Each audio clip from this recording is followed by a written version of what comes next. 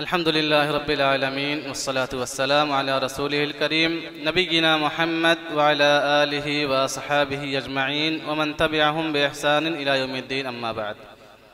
क़ाल अल्लाहु तबारक व तआला फ़िल क़ुरानिल मजीद अऊज़ु बिल्लाहि मिनश शैतानिर रजीम बिस्मिल्लाहिर रहमानिर रहीम व नफ्सिन व मा सव्वाहा फ़अल्हमहा फ़ुजूरहा व तक़वाहा क़द अफ़लह मन ज़क्काहा वक़द ख़ाब मन दस्साहा। हाज़रीन किराम, सबसे पहले हम रब्बुल आलमीन के शुक्रगुज़ार हैं, एहसानमंद हैं कि अल्लाह रब्बुल आलमीन ने हम सब को मुसलमान बनाया। उसके बाद रब्बुल आलमीन के बेइंतहा शुक्रगुज़ार इस बात पर हैं कि रब्बुल आलमीन ने हम सब को एक बाबरकत मजलिस में बैठने की तौफ़ीक़ अता फरमाई। रब्बुल आलमीन से दुआ करते हैं कि रब्बुल आलमीन तू हम सब के इस मजलिस में बैठने को कबूल फरमा ले। हाज़रीन किराम, अगर देखा जाए तो हमसे पहले मशाइख़ ने बहुत सारी बातें कह दी जो हमारे और आपके लिए काफ़ी है, लेकिन कुछ बातें सिर्फ और सिर्फ 10-5 मिनट के अंदर अपनी बात को ख़त्म करने की कोशिश करूँगा कि इंसान आज इस दुनिया के अंदर नाकाम और नामुराद क्यों है।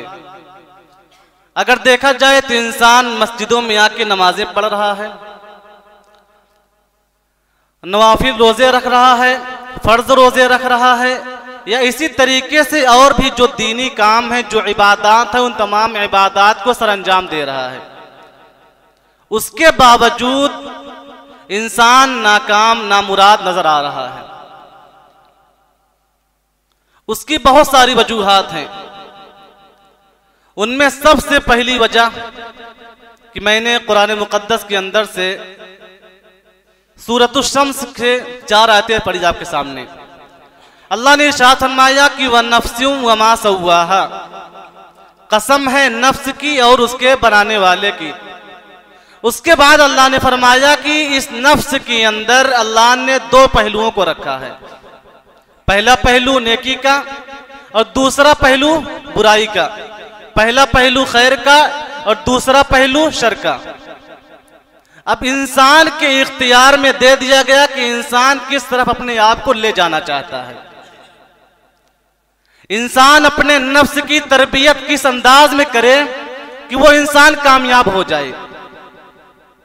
आज हमारे माशरे के अंदर बहुत सारी बुराइयां जो नजर आती हैं वो इसी वजह से कि इंसान तक़वा परहेजगार होने के बावजूद, इबादत करने के बावजूद इंसान अपने नफ्स की तरबियत नहीं करता, अपने नफ्स की तरबियत करना नहीं जानता।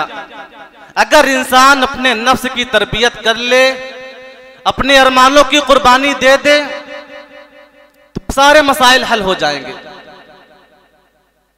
अल्लाह ने क्या फरमाया, फ़अल्हमहा फ़ुजूरहा व तक़वाहा।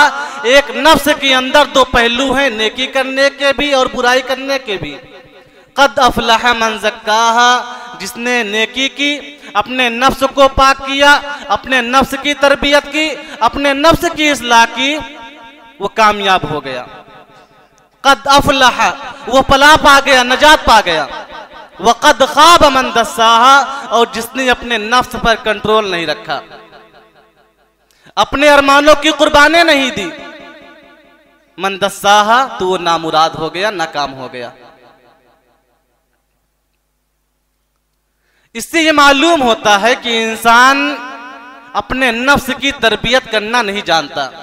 मजालिस में बैठता है, दीनी प्रोग्राम में बैठता है, दरूद सुनता है, खुतबात जुमा सुनता है, लेकिन उसके बावजूद इंसानों पर इन बातों का कोई असर नहीं होता।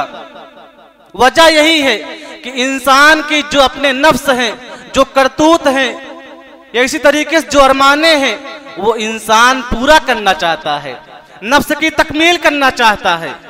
हालांकि अल्लाह ने इरशाद फरमाया व अम्मा मन खाफा मकाम रब्बिही व नहा नफ्स अनिल हवा, जो अल्लाह के सामने खड़े होने से डर गया, व नहा नफ्स अनिल हवा, और अपने नफ्स की ख्वाहिशात की तकमील ना किया, अपने अरमानों की कुर्बानी दी, अपने नफ्स को कुचला, फ़इन्नल जन्नत हियल मावा, जन्नत ऐसे ही लोगों के लिए बनाई गई है। अब जरा अपना मुहासबा करें कि हमारा नफ्स हमें कहां कहां उभारता है, किन किन कामों के करने का हमें हमारा नफ्स कहता है। क्योंकि एक हदीस में वसल्लम ने इरशाद फरमाया कि लोगों आदा अदुव्व का बैन जंबैक, तुम्हारा जो अपना सबसे बड़ा दुश्मन है वो तुम्हारा अपना नफ्स है। तुम अपने नफ्स को मलामत करो। तुम्हारा नफ्स कुर्बानी चाहता है, अरमानों की कुर्बानी चाहता है। तुम्हारा नफ्स तो ये चाहता है कि कोई हलाल चीज हो हराम चीज हो दोनों को कर जाओ। कोई भी मामला हो, नफ्स तुम्हारा ये कहता है, सामने वाला तुम्हारे साथ बदसलूकी कर रहा है, उसको थप्पड़ लगा दो, उसको गालियों से बौछार कर दो। ये तमाम चीजें तुम्हारा नफ्स कहता है। लेकिन अगर आप देखें, इसी नफ्स को अगर हम कंट्रोल कर लें तो बहुत सारी बुराइयां जो खत्म हो जाती हैं। सबसे पहली चीज कि इंसान का नफ्स यह कहता है कि किसी से जिंदगी में हारना नहीं। तुम्हारे आगे कोई जा रहा है, तुम कोशिश यह करो कि उसको पछाड़ दो, उसको अपने से पीछे कर दो। लेकिन जब हम नबी करीम सल्लल्लाहु अलैहि वसल्लम की अहादीस में जाते हैं, वाक़यात में जाते हैं, जिंदगी का जायजा लेते हैं, तो बहुत सारे वाक़यात मिलते हैं। आप सल्लम ने एक मर्तबा फरमाया था कि आप सल्लल्लाहु अलैहि वसल्लम की एक ऊँटनी थी जो हमेशा सबसे आगे रहा करती थी, हर एक की ऊँटनी से आगे रहा करती थी। लेकिन एक मर्तबा ऐसा हुआ कि एक बद्दू की ऊँट का मुकाबला आप सल्लम की ऊँटनी से हो गया, और ऐसे में आप सल्लल्लाहु अलैहि वसल्लम की ऊँटनी दूसरे नंबर पर आ गई और बद्दू का ऊँट जीत गया। सहाबा किराम को गुस्सा आया, सहाबा किराम नाराज हो गए कि ये बद्दू का ऊँट आप सल्लम को पछाड़ दिया, आप सल्लम की ऊँटनी को पीछे कर दिया। ऐसे मौके पे आप सल्लल्लाहु अलैहि वसल्लम ने फरमाया था कि मेरे सहाबा अपनी जिंदगी में हमेशा जीतना ही मत सीखो।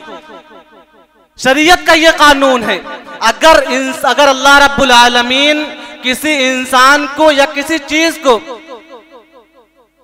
ऊंचाई पे रखा है, बुलंदी से नवाजा है, तो एक दिन उसको नीचे आना ही आना है। और उसके बाद आप देखें, मिसाल ये है कि इंसान आपसी भाईचारे में रह रहा है, लोगों के दरमियान रह रहा है, तो इंसानों के दरमियान छोटी छोटी बातों पर लड़ाई झगड़े हो जाते हैं, इख्तिलाफात हो जाते हैं। अगर देखा जाए तो ये इंसानों के दरमियान लड़ाई झगड़े जिंदगी भर चलते रहते हैं।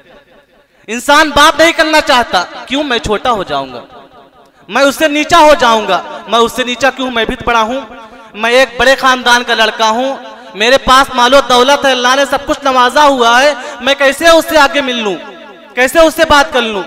आप सल्लम की हदीस देखें, आप सल्लम ने फरमाया खैरुहुमा यब्दउ बिस्सलाम, तुम दोनों में बेहतर वो है जो सलाम करने में पहल कर ले। दुश्मनी को दूर करने के लिए सलाम करने पर पहल कर ले, जो इख्तिलाफात है इख्तिलाफ को दूर करने के लिए उससे मुसाफा मिला ले, वो तुम में से बेहतर है। और इसी तरीके से इंसान आजकल मालदार है, उसके यहाँ नौकर होते हैं, खादिम होते हैं, काम करने वाले मजदूर होते हैं। ऐसे मौके पे अगर उसका खादिम, उसका नौकर कोई गलत काम कर जाता है या काम टाइम पर नहीं करता, तो इंसान जो मजदूरी पे लगाया हुआ है उसको सोचता है मार दूं, थप्पड़ लगा दूं, गाली गलौज दे देता है।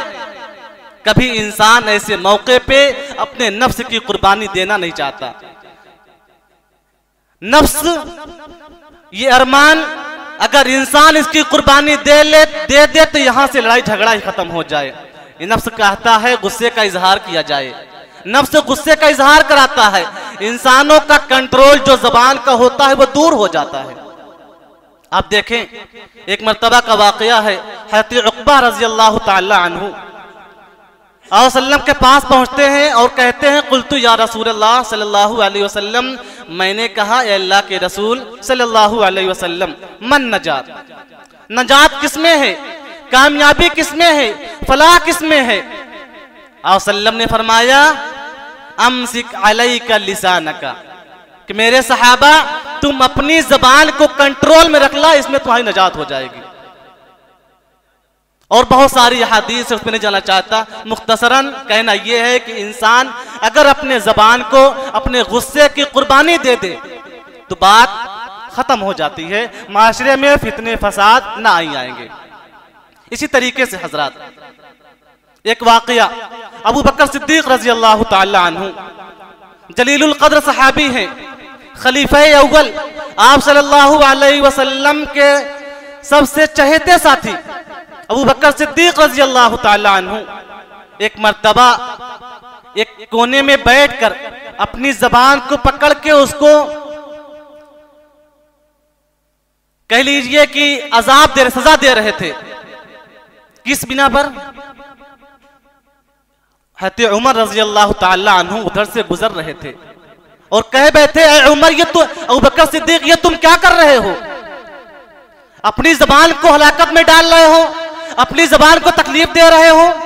अबू बकर सिद्दीक ने कहा कि उमर, बात ऐसी नहीं है, मैं अपनी जबान को हलाकत में इसलिए डाल रहा हूं, इसलिए तकलीफ दे रहा हूं क्योंकि ये मेरी जबान है जिसकी वजह से मैं इतने सारे नेक अमाल करने के बावजूद कई मर्तबा ऐसा हुआ कि मैं हलाकत के करीब पहुंच गया था। किसकी वजह से? इस जबान की वजह से। इसलिए मैं इसको तकलीफ दे रहा हूं, इसको मलामत कर रहा हूं। कभी हमने ऐसा किया? कभी नहीं। सोचा भी नहीं कि हमने अपनी जबान से दूसरे को क्या क्या तकालीफ दी हैं, सामने वाले पर क्या क्या जुल्म ढाए हैं। और दूसरी बात, आज इंसान दुनिया में रह रहा है तो रब्बुल आलमीन ने या शरीयत ने इंसानों को तमाम चीजें वाज़ेह कर दी हैं कि मुसलमानों की अलामत क्या है, एक मोमिनीन की सिफत क्या होती है, मुनाफिकीन की अलामत क्या है, मुनाफिकीन की पहचान क्या है। बहुत सारी निशानियां बतलाई मुनाफिकीन की, बहुत सारी अलामत बतलाई कि मुनाफिकीन ये लोग हैं। और अगर देखा जाए तो यहूदियों का काम क्या था? अफतुमिनूना बिबाज़िल किताबी व तकफुरूना बिबाज़। वो उनका जब मर्जी करता ईमान लाते, मन करता ईमान नहीं लाते, इनकार कर देते थे। जरा हम इस आयत के बकौल अपनी जिंदगी का जायजा लें, अपने आप पर गौर व फिक्र करें कि हमारा क्या नफ्स, हमारा क्या हाल है। एक हदीस में आप सल्लल्लाहु अलैहि वसल्लम ने फरमाया है, अगर कुरान में देखा जाए तो अल्लाह ने फरमाया कि लोगों तुम मदद तलब करो किसके जरिए से? आमनुस्तईनु बिस्सब्रि वस्सलाह, सब्र और नमाज के जरिए से। तो इंसानों पर कोई परेशानी आती है, कोई मुसीबतें आती हैं, किसी हादसे का शिकार हो जाता है, तो ऐसे में इंसान किसका सहारा लेता है? नमाज का, सब्र का। मान लीजिए अगर इंसान नमाज का सहारा ले लेता है तो क्या इंसान को एक वक्त नमाज पढ़ लेने से उसकी मुसीबतें दूर हो जाएंगी? 2 वक्त पढ़ लेने से मुसीबतें दूर हो जाएंगी? नहीं होंगी। जवाब यही मिलेगा, नहीं होंगी। लेकिन आज अपनी जिंदगी का जायजा लें कि हम पर 5 वक्त की नमाजें फर्ज हैं। 5 वक्त की नमाजें फर्ज हैं, जिनमें से हम अगर देखा जाए तो दिन भर में 2-3 वक्त की नमाजें पढ़ लेते हैं, लेकिन हम इशा और फजर में खुसूसन पीछे रह जाते हैं। अब यहाँ पे देखना यह है कि आप सल्लल्लाहु अलैहि वसल्लम ने मुनाफिकीन की क्या अलामत बताई है। तो इसमें एक अलामत बतलाई गई है कि मुनाफिकीन वो होते हैं कि उन पर ये इशा और फजर की नमाज भारी महसूस होती है, बोझ लगती है, नमाज नहीं पढ़ते हैं। और ऐसे ही के बारे में अल्लाह ने इरशाद फरमाया कि फवैलुल लिल मुसल्लीन, ऐसे नमाजियों के लिए वैल है, बर्बादी है, जो नमाज में सुस्ती करते हैं, काहली करते हैं। अब यहाँ पे भी देखें, अपने नफ्स की कुर्बानी देनी है। हमारा नफ्स ये कह रहा है कि नहीं, सोते रहो, लेकिन शरीयत ये कहती है नफ्स की कुर्बानी दो, अरमानों की कुर्बानी दो, नींद की कुर्बानी देकर मस्जिद में आओ, नमाज पढ़ो। लेकिन हमने यहाँ कुर्बानी नहीं दी। और एक मोमिन मुसलमान और मुनाफिकीन की जो दोनों का मुकाबला है कि उनकी क्या अलामत है, मुनाफिकीन की क्या अलामत है, हमने इसमें फर्क नहीं रखा। जो अलामत मुनाफिकीन में है वो अलामत हम में आ गई। और कभी हमने सोचा भी नहीं क्या हम मुनाफिक बन चुके हैं। मुसलमान तो कहला रहे हैं, क्या हमारे अंदर मुनाफिकीन वाली अलामत तो नहीं आ गई कि रब्बुल आलमीन हमारी इबादत कबूल नहीं कर रहा है। एक मर्तबा का वाक़या है, हज़रत उमर फारूक रजी अल्लाह तआला अन्हु किसके पास जाते हैं? आप सल्लम के एक सहाबी राजदार रसूल हज़रत हुज़ैफा बिन यमान रजी अल्लाह तआला अन्हु के पास जाते ही कहते हैं, हुज़ैफा बिन यमान रजी अल्लाह तआला अन्हु, आप सल्लल्लाहु अलैहि वसल्लम ने आपको राजदार बनाया था, बहुत सारी राज की बातें आपको बताई थी। उनमें से एक राज की बात यह भी थी कि आप सल्लल्लाहु अलैहि वसल्लम ने आपको मुनाफिकीन की जो एक फहरिस्त है तुमको बताया है। ए हुज़ैफा रज़ी अल्लाह ताला अन्हु, मैं आपके पास इसलिए आया हूं कि जो एक फहरिस्त है मुनाफिकीन की, कहीं ऐसा तो नहीं कि आप सल्लल्लाहु अलैहि वसल्लम ने मेरा नाम उन मुनाफिकीन की फहरिस्त में ना दिया हो।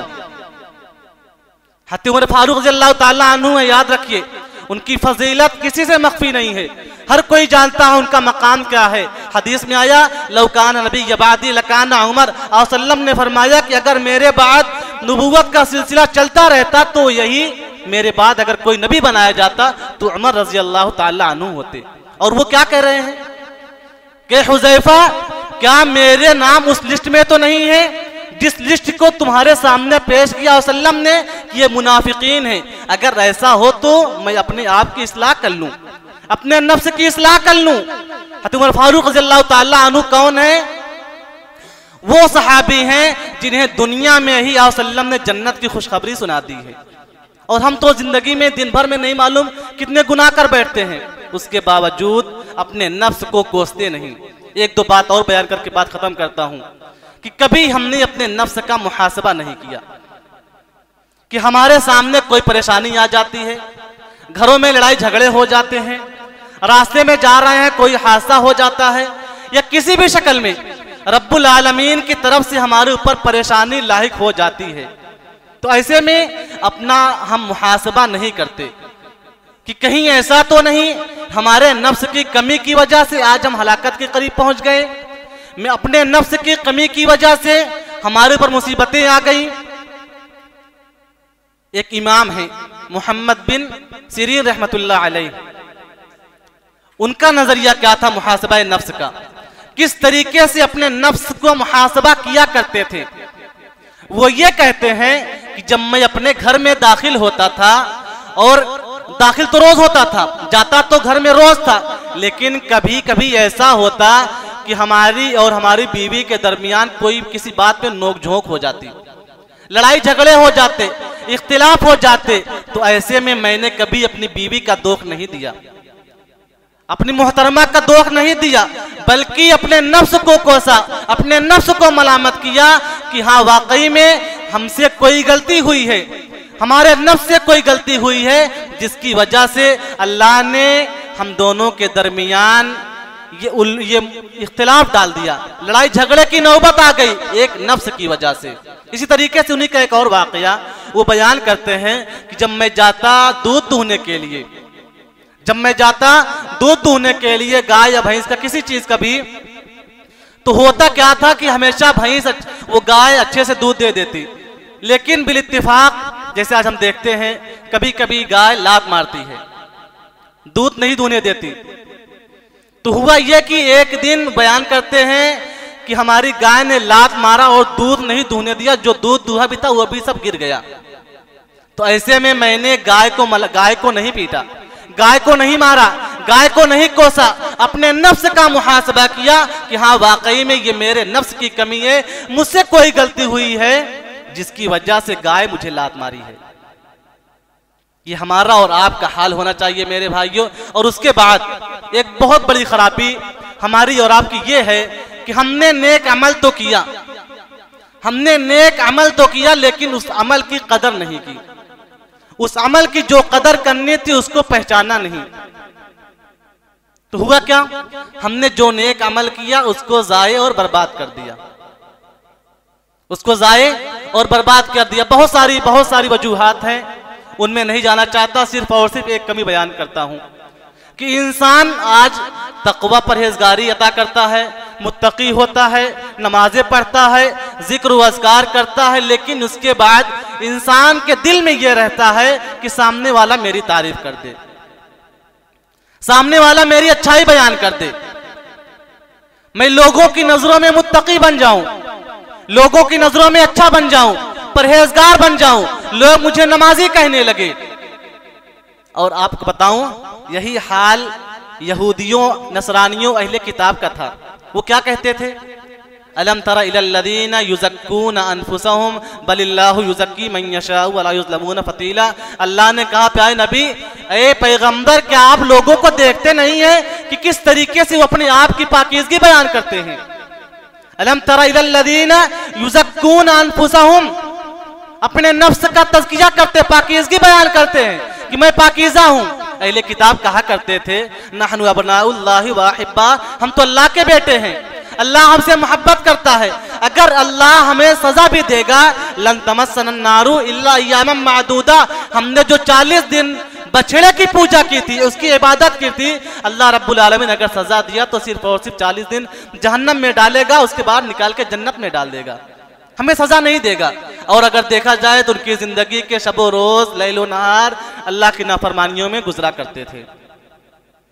लेकिन वो क्या कहते कि अल्लाह तबारक व तआला हमसे मुहासबा नहीं करेगा या हमसे सवाल नहीं करेगा, अगर हमें सजा भी देगा तो कुछ दिन के लिए देगा, अजाब नहीं देगा। लेकिन अल्लाह ने क्या फरमाया कि फला तुज़क्कू अनफुसकुम हुवा अअलमु बिमन इत्तका, लोगों तू अपने नफ्स की पाकीज़गी अपने आप मत बयान करना। तुम दीन पर रहते हुए, नमाज को पढ़ते हुए, नेक काम करते हुए अपने आप को मलामत करना, अपने आप को गुनहगार तस्वुर करना। इसलिए मेरे भाइयों, कहने का मतलब यह है हुवा अअलमु बिमन इत्तका, अल्लाह रब्बुल आलमीन जानता है कि तकवा परहेजगार कौन है। रब्बुल आलमीन से बस दुआ करते हैं इस हदीस के साथ, मन लम यशकुरिन्नास लम यशकुरिल्लाह, जो रब्बुल आलमीन का शुक्रगुजार बंदा उस वक्त हो सकता है जब तक कि वो लोगों का शुक्रगुजार बंदा न बन जाए। मैं अपनी तरफ से, कमेटी की तरफ से, उलमाए किराम की तरफ से आप सबके शुक्रगुजार है कि आप सब ने अपना कीमती वक्त निकाल करके इस मजलिस में आए। रब्बुल आलमीन से दुआ करते हैं, रब्बुल आलमीन तू हम सब के यहाँ पर आने को कबूल फरमा ले। रब्बुल आलमीन तू हम सब को दुनिया में रखे तो इज्जत के साथ रखे, जिल्लत से बचा के रखे। रब्बुल आलमीन तू हम सब को जब तक जिंदा रखे, इस्लाम पर जिंदा रखे, जो हमारा खात्मा बिल खैर हो। मा अलैना इल्लल बलाग। अस्सलामु अलैकुम व रहमतुल्लाहि व बरकातहू।